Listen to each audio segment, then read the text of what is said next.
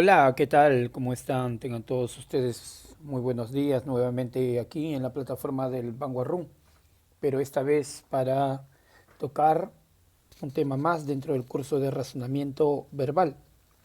Y más que un tema más, es el refuerzo que vamos a hacer el día de hoy con respecto a este tema importantísimo que es el texto en su segunda parte. Y hablaremos o seguiremos hablando sobre su estructura general, tomando en cuenta cada uno de esos elementos que lo conforman y sobre todo el reconocimiento de cada uno de ellos dentro de algunos ejercicios de comprensión lectora. Para empezar con este tema, vamos a hablar un poco sobre las propiedades de un texto. Esas propiedades se clasifican en cinco, ¿ok? Cinco características propias de todo texto.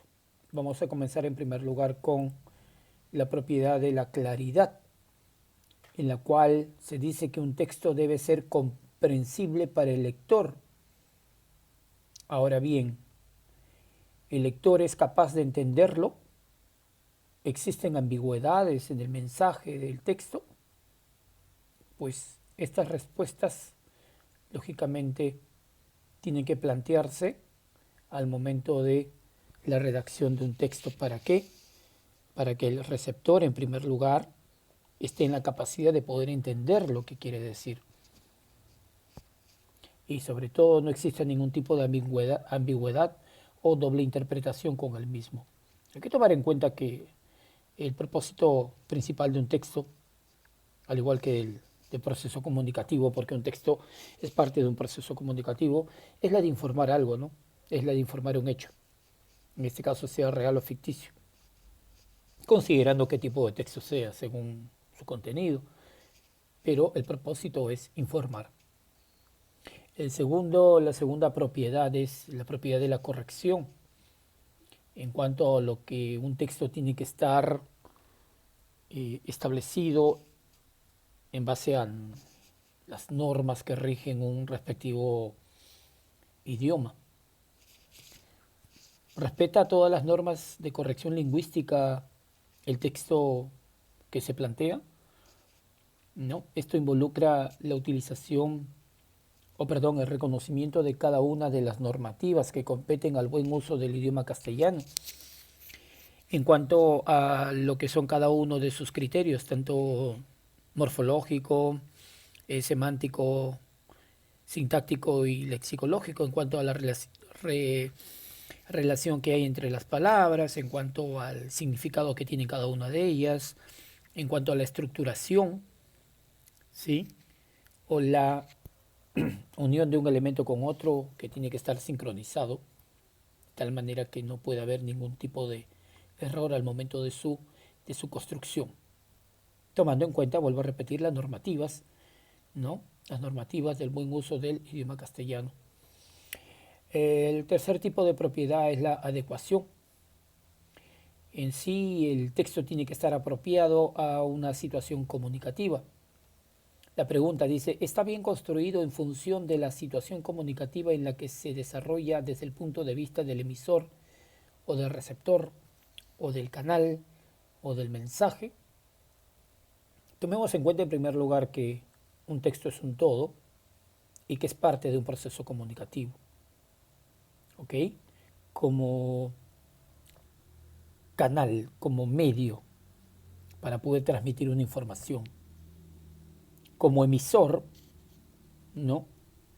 Nos envía un mensaje claro, preciso, eh, tomando en cuenta cada uno de los elementos que lo conforman.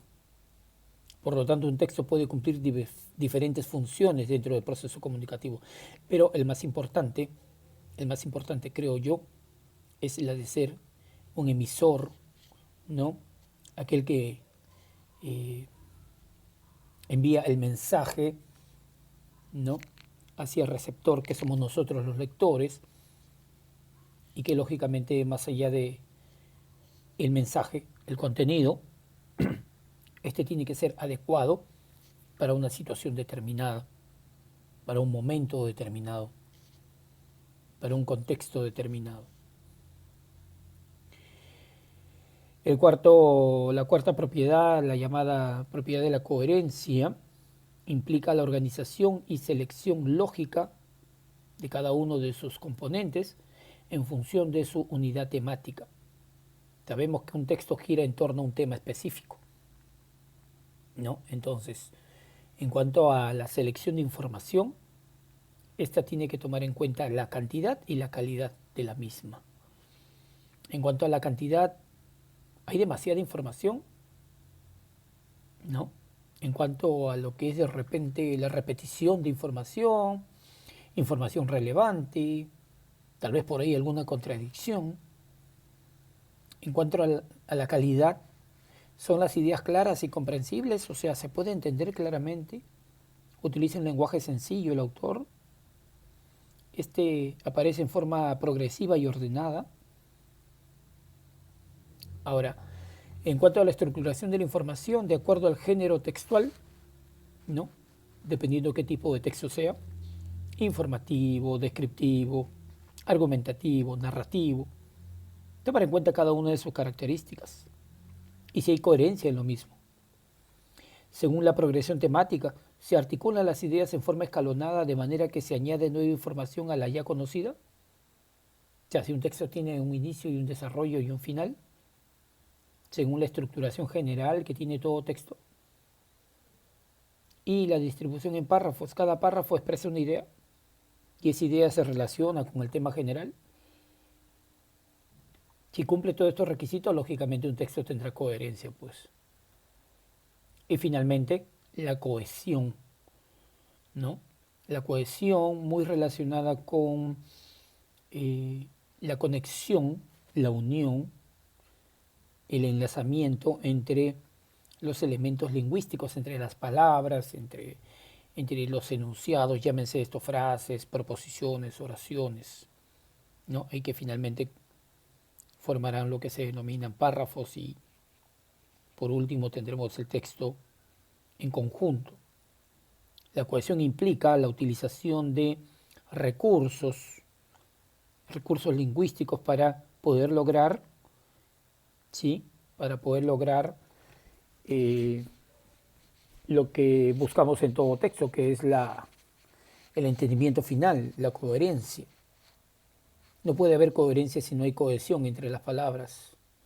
Para ello, la utilización de recursos anafóricos, ¿no? En cuanto a lo que es sustitución léxica o reemplazamiento de palabras en base a procesos llamados elipsis, o la utilización de sinónimos contextuales, o hipónimos o hiperónimos, ¿no? En clara alusión al tema de la referencia, y la sustitución gramatical en cuanto a la utilización de también referentes, como lo son los pronombres, determinantes, adverbios y los pronombres relativos. Y también, importante, la utilización de marcadores textuales o lo que son conectores contextuales, ¿no? De adición, de contraste, de consecuencia, de causa, de finalidad, conectores concesivos, que van a ayudar a poder unir una idea con otra para finalmente darle al texto esa llamada cohesión o empalme y coherencia final en cada uno de sus enunciados.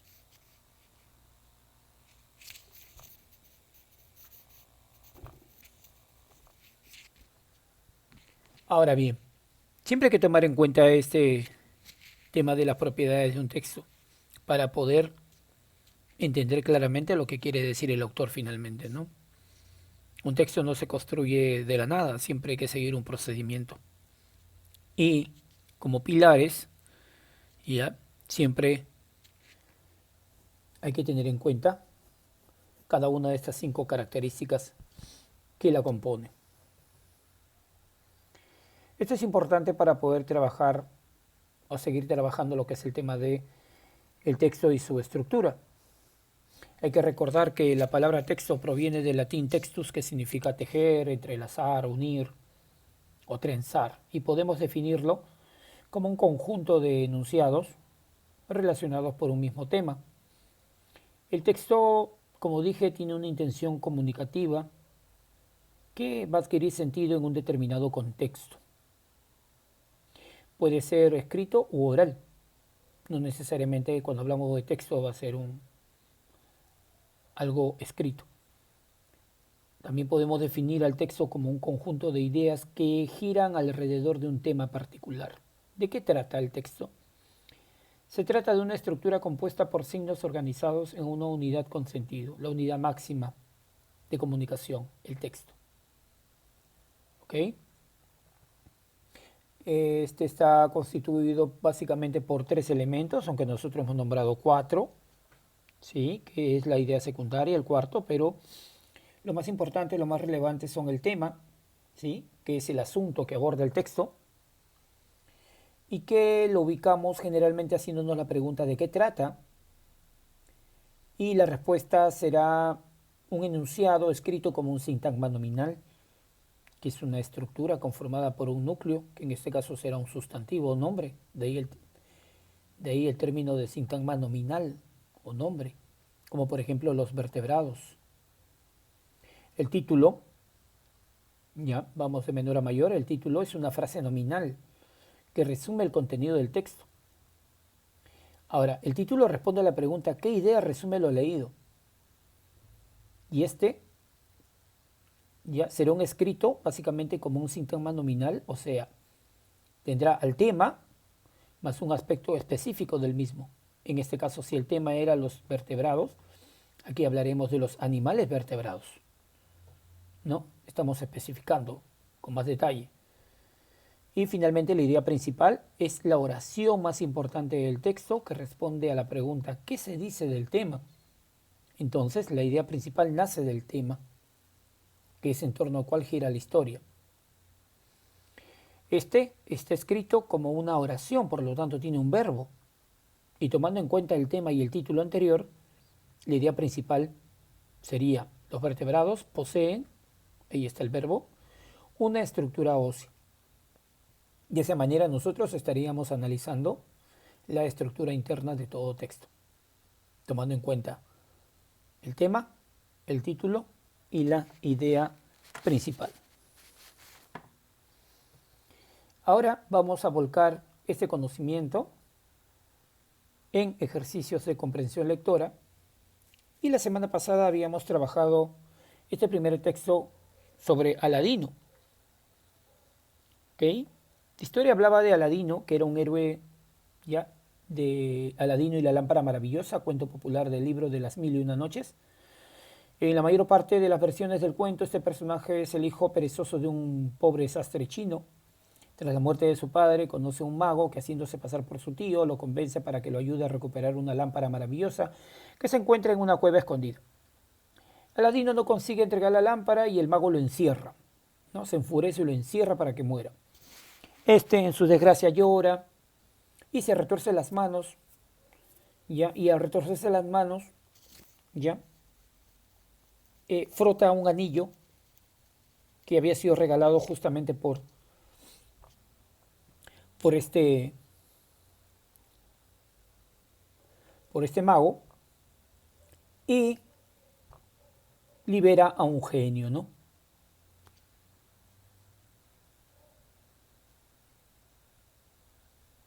Ahora, descubre también que al frotar la lámpara ya puede convocar a otros genios.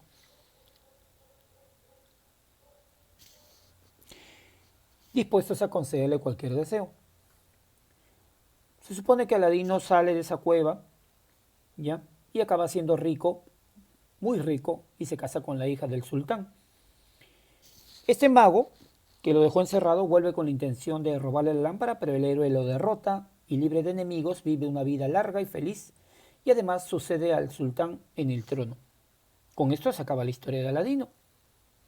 El cuento de Aladino dice que refleja las características formales, estilísticas y funcionales del marchén, o cuento mágico.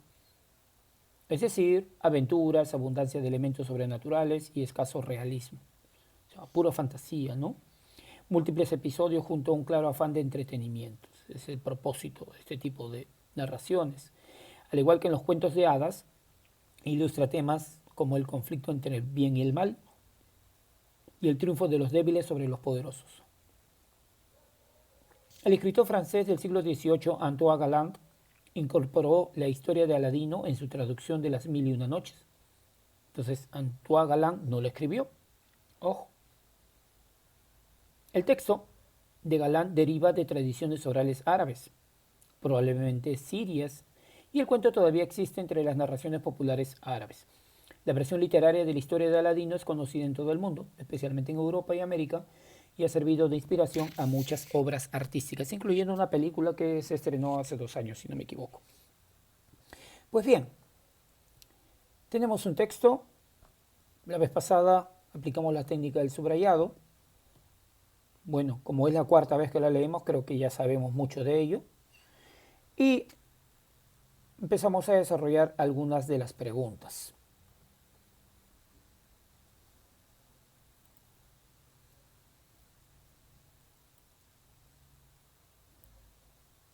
No se ve nada, vamos a colocar esto por acá y esto por aquí.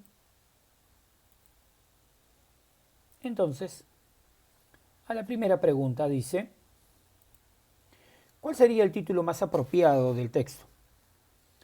Entonces, la historia gira en torno pues a Aladino, ¿no? Que era un cuento muy popular.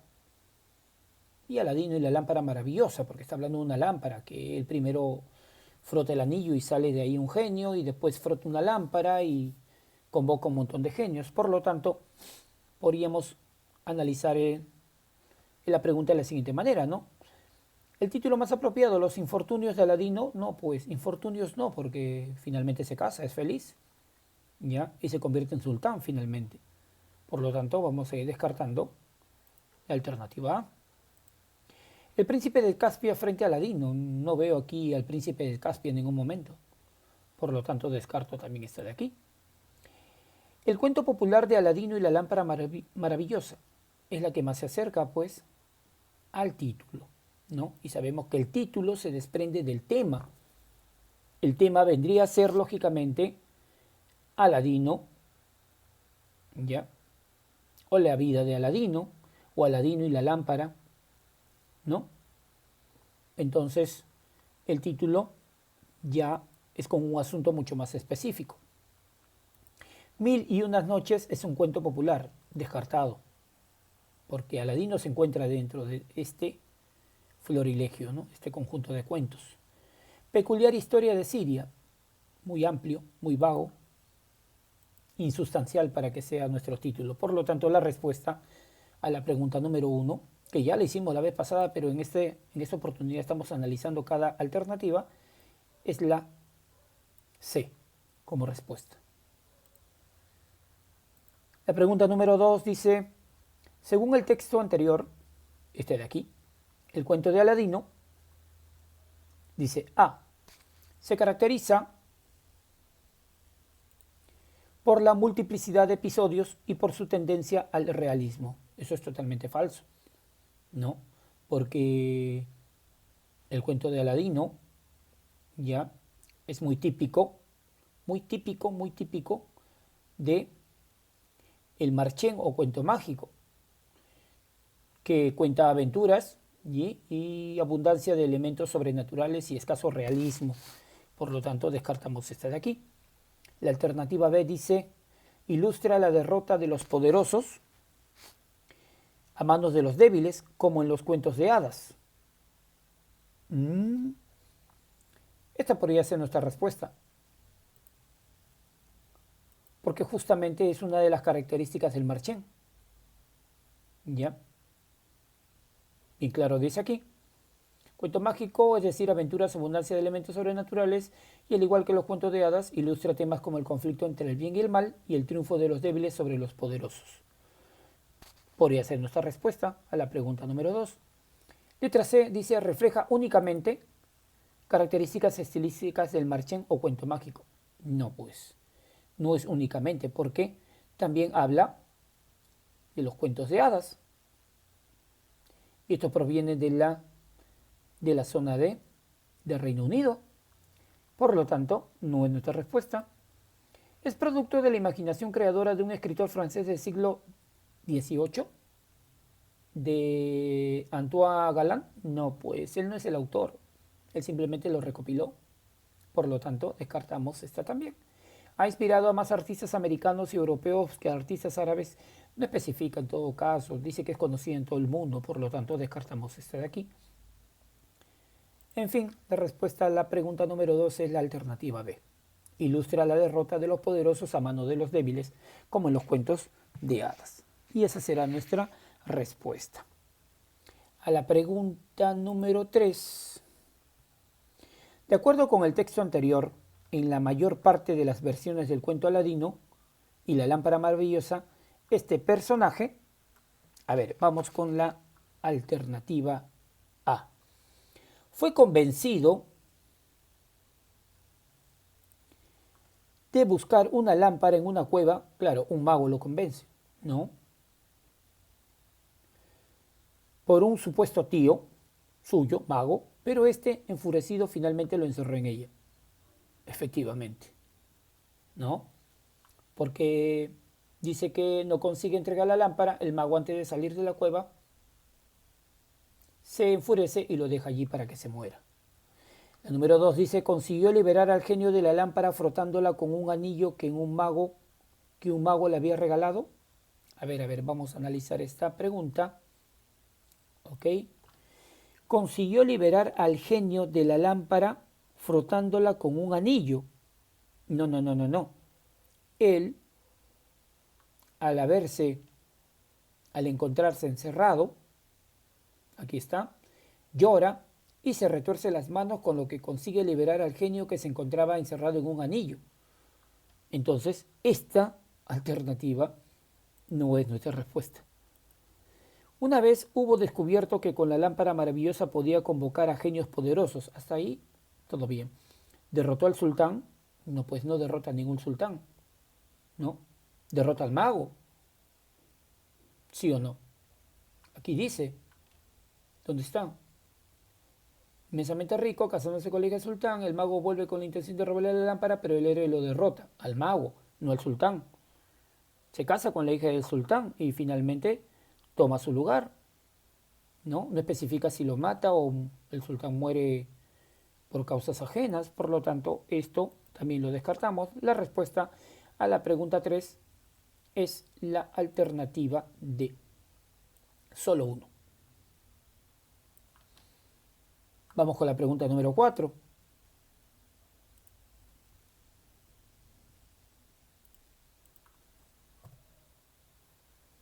La pregunta número 4 dice, ¿cuál es el tema central del texto? Sencillo. Aladino y la lámpara maravillosa, letra A, podría ser nuestra respuesta, porque ya la nombré hace un momento. Las mil y una noches, no, pues queda descartado eso automáticamente. Los príncipes en las historias populares, menos tampoco, pues, ¿no? Alternativa D dice, el cuento de Aladino representa las características formales, tampoco, pues, descartamos esta de aquí automáticamente. Y vamos con la última alternativa que dice, el texto deriva de fuentes orales, tampoco. Por lo tanto, nuestra respuesta a la pregunta del tema central es la alternativa A, Aladino y la lámpara maravillosa. Y terminamos por ahora con la pregunta número 5, aunque hay más textos para trabajar, pero eso lo realizaremos en las clases en vivo. Marque la idea correcta de acuerdo al texto, dice. Al igual que en los cuentos de hadas, ilustra temas como el conflicto entre el bien y el mal. Eso es cierto. Como Aladino no consigue entregar la lámpara al mago antes de salir de la cueva, este se enorgullece. Totalmente falso, pues, ¿no? Se molesta y lo encierra. El escritor alemán del siglo XVIII, Antoine Galland, incorporó la historia de Aladino en su tradición de las mil y una noches. Eso es totalmente falso.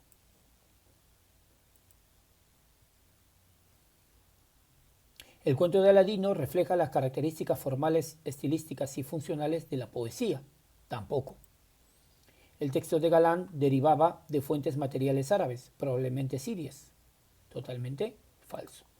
La respuesta a la pregunta número 5 es la alternativa A. Así estamos completando las 5 preguntas con relación a nuestro primer texto. Durante las clases en vivo estaremos trabajando el texto número 2, que es un texto muy complicado, pero muy interesante, ¿sí? Y seguiremos hablando un poco sobre literatura, ¿no? Y estaremos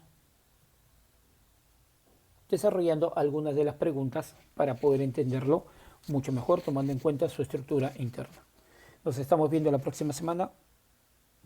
Bye bye con todos.